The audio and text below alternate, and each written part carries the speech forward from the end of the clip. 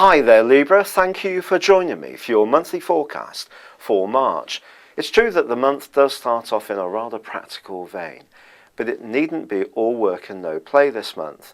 But on the first day, there is a new moon which is encouraging you to try to embrace any kind of practice that will help you to feel more organised in your life, but also more virtuous. Now, I'm not talking about to the point where life becomes miserable, but if you know that you're hitting the sugar, the calorific goodies, alcohol too much, and you're too sedentary in your situation, this is the boost, the push to try to be more proactive, get on the move, and find the motivation and the spark to look after yourself a little better. Now on day one, Mars in your sign does begin a backward journey. This is going to need some handling. Over the next 2 months, there may be times when you feel that events are not going as quickly as you would like. When this happens, you may find yourself getting overwhelmed with frustration. And if you push this too hard, you could end up with you getting fevers, flus, and just feeling really quite run down.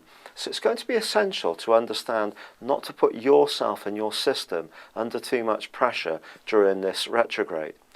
Now on day 2, Saturn, the planet of structure, starts a backward journey in your sector of finances.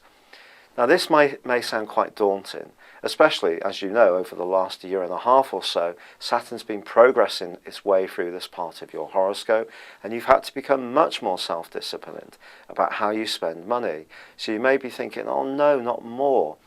But what it's really doing is preparing the way for when you're going to get the rewards for all the hard work and dedication you've already been putting in. But if there are a number of other things you can do to improve your situation, it's asking you to roll your sleeves up and work that much harder. However, there is also a big change that develops off the back of that new moon for the first week of this month, which sees the new moon angle up with Pluto. So something can be changing around the organisation of your home or emotional life. Perhaps you're starting to organise your own emotions that much more efficiently. But by day 6, Jupiter, the planet of expansion and good fortune, starts to go forwards in your sector of success. And from now through to June, there could be a major breakthrough in your career. If you're wanting to show people just how talented you are, this is going to give you every support during this period. Now on the same day, Venus, your ruler, moves into the most glamorous part of your horoscope, the 5th solar house. This is a brilliant moment for you, a true champagne moment. And it's really going to give you a much greater sense of self-awareness. You may find yourself buying some new clothes. You're going to feel much more attractive and alluring. And it is going to draw some really good things to you this month, particularly in week 3. But before then, Mercury, which is also in a fun part of your scope, forges a great link with Mars. So don't just see that Mars being in retrograde is all going to be negative. It's not. It's just asking you to pace yourself. And its angle with Mercury can see you construct the framework, the mental and intellectual framework of the ambitions you've got in a very precise way, but execute them with a lot of energy as long as you don't invest too much in the wrong things. So there's a lot of playful stuff going on, even though there is this more practical energy at play too. By the middle of the month, there is a full moon. Now this full moon is more challenging than what you faced at the start of the month.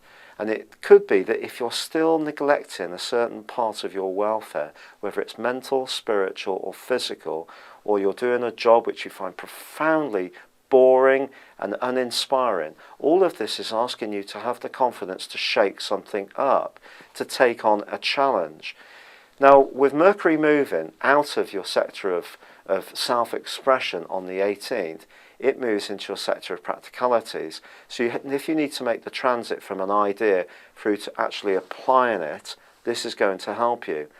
But soon after, it does get mangled up with Neptune, and your emotional and nervous energy could go through a bit of a dip in week 4. However, on the 21st, Aries, the Sun enters Aries, and this is going to give you a big boost. And by the end of the month, the Sun is going to be collaborating with Uranus, the planet of the unexpected, and this is going to do wonders for you. Remember, you had this energy in week 3 between Venus and Uranus, and this may have actually brought somebody into your world earlier in the month than the final weeks.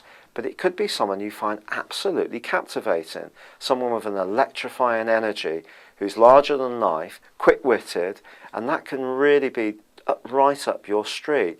You can also dazzle somebody with your charisma too, so don't hold back from strutting your stuff. But from week 3 onwards, once the Sun moves, this can boost up your powers of competitiveness as well as a desire to relate more closely to people. And your sign is all about relating.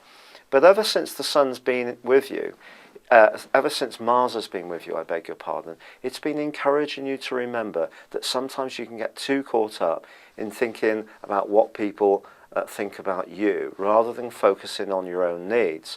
So at the very end of this month, continue to keep the faith when it comes to the things that are important to you. But of course, your diplomacy and charm and natural ability to get along with lots of different types of people can be a real asset to you. And you can apply this marvellously as March comes to a close.